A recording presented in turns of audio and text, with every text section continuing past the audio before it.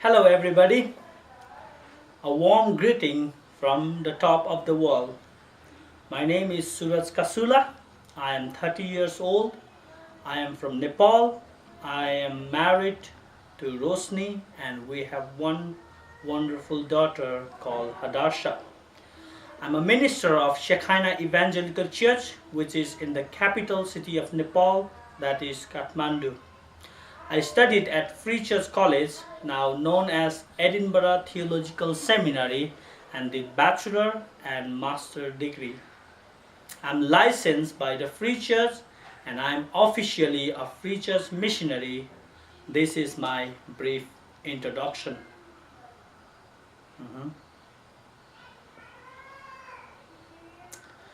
Involvement. I'm actually involved in many things at the moment. First, I am busy with my church as a minister. Preaching and overseeing the church are big responsibilities. Apart from this, we have home fellowship in Believer's House 5 days in a week and a midweek prayer meeting on Tuesdays.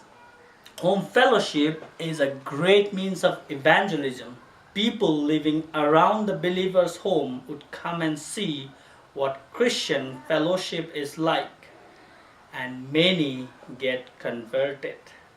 In this way, we are doing evangelism. In addition, we are starting baptism class. 6 newly converted people are willing to get baptized. We teach them a meaning, biblical meaning, significance, and necessity of Christian baptism, and this will last 6 to 7 weeks before they receive baptism.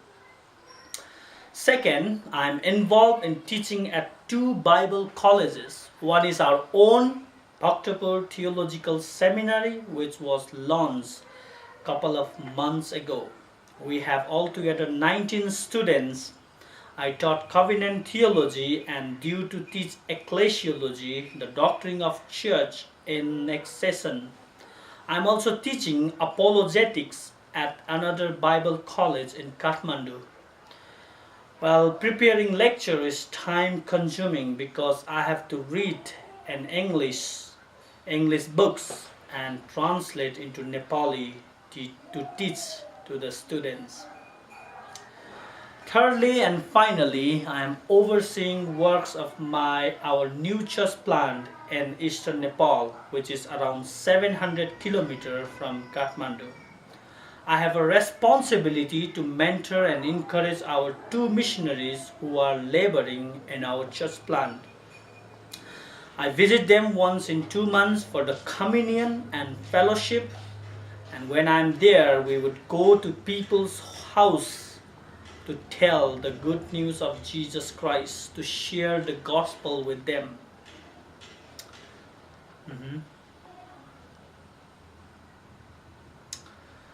I think in every ministries there are encouragements and discouragements, success and challenges, success and failures. And this is also true with our ministry, I confess.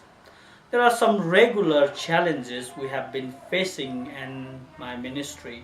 First, our government, the government of Nepal, is becoming more and more anti-Christian in these days. It has declared that converting someone into Christianity is punishable by the law, and this curtail the freedom of evangelism.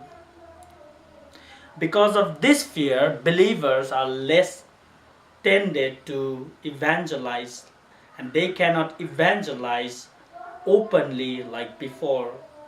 And another challenge is that Nepal's church service is on Saturday. We would like to do on Sunday, but there is no holiday on Sunday. So Saturday is a public holiday, but there is no holiday in the private companies. And believers working in private companies are compelled to work on Saturdays. As a result, they don't have time to come to church.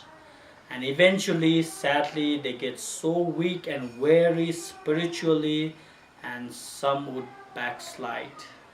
Another challenge is that believers are compelled to go to abroad to work for their living. People who have actively serving in the church are now working in Malaysia, Dubai, Qatar, Oman and other Gulf countries, and those who go to America and European countries would never come back. And this is the very true truth and fact about our church. Most of them have gone and they have never come back, and there are people who are working in Gulf countries. Another big challenge is finance. Many of our people have come to work from remote villages. They are poor and they don't have sound jobs, and they cannot give money to the church. This is why it takes so long time for our church to be self-sufficient, which makes this a big challenge. And I think this is the truth of all Nepali churches, if not some, most of the Nepali churches. Mhm. Oh well, despite we are not Scottish, we have been so much Scotticized living in Scotland for over 8 years. Obviously, we miss Scotland, especially we miss spectacular and mesmerizing sceneries of Scotland, especially of Highlands and the islands. We rarely miss blue seas as we don't have them in Nepal. Another thing we greatly miss about Scotland are people. We always notice cheerful smiles of Scottish people. Even a stranger would give us a smile on the street, which is truly, truly, utterly incredible. We love that. Moreover, Scottish hospitality, especially Christian hospitality, is the most wonderful thing we miss. And not to miss, we miss Scottish food, especially pies, trifle in particular. I so love trifle and haggis and Marquis ice cream, which we don't get in Nepal. They are terrific.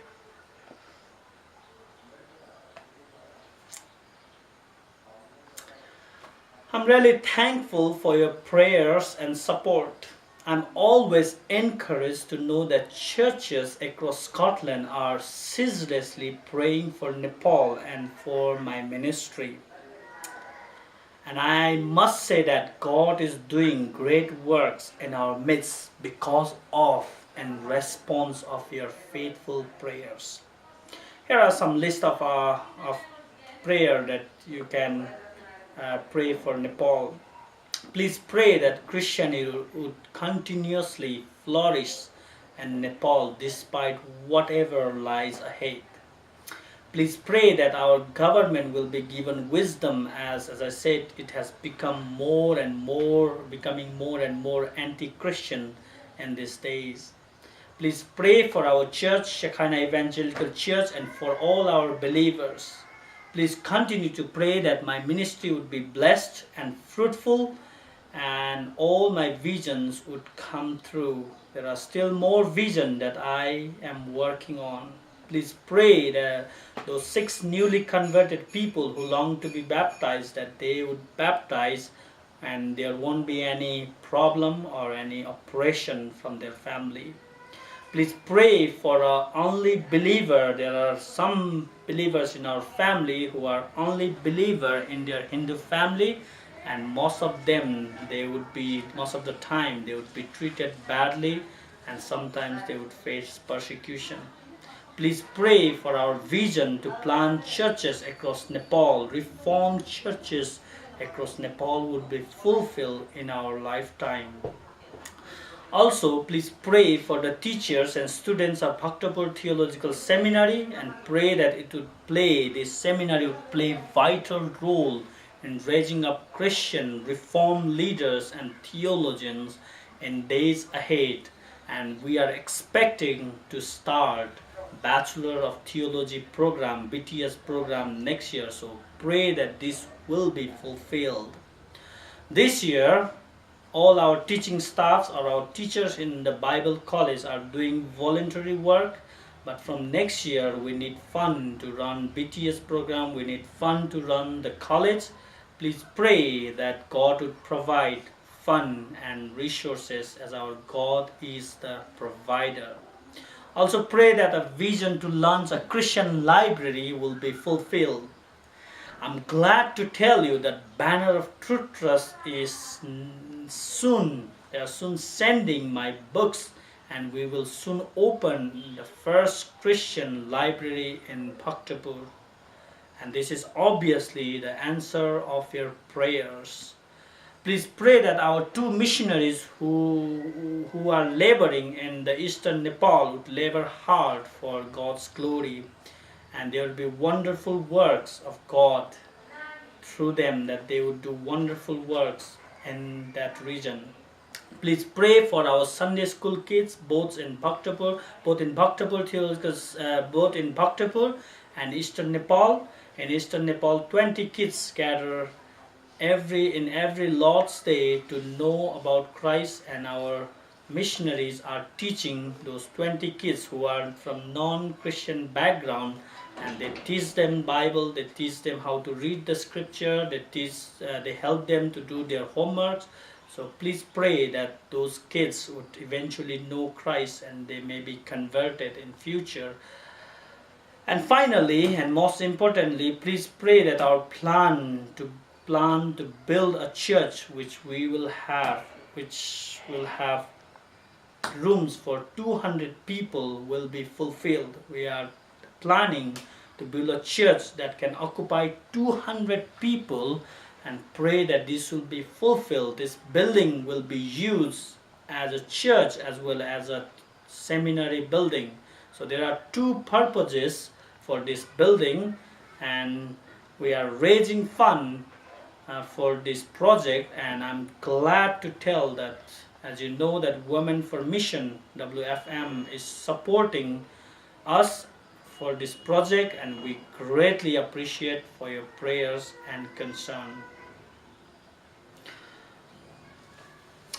Prayers and encouragement are the most important support we always need from you. There are many other ways you can support us. For example, if someone wants to go abroad for volunteer works or going as a missionary, you can recommend her to come to our church. We can then work together to spread gospel in Everest land. I have met some Scottish people who are working as missionaries and doctors, medical doctors in Nepal, both short and long terms. We have a theological seminary, and if you wish to come to teach, then you are more than welcome to do so. You can use your holiday to teach a course in our college, and we often have visiting lecturers from United States, and our students so much love that. So it would be great to have Scottish lecturers, and obviously we need financial support. This is a big challenge for us until our church becomes self-sufficient and self-reliant. Many of our plans could not be continued because of the lack of funds, so we are compelled to raise funds to turn these plans into realities. Therefore, financial support is required. Once again, thanks very much for your prayers and support and concern for us and for my ministry. We immensely appreciate that, and we'll keep in touch for more updates. Bye for now. God bless you all. Thank you very much.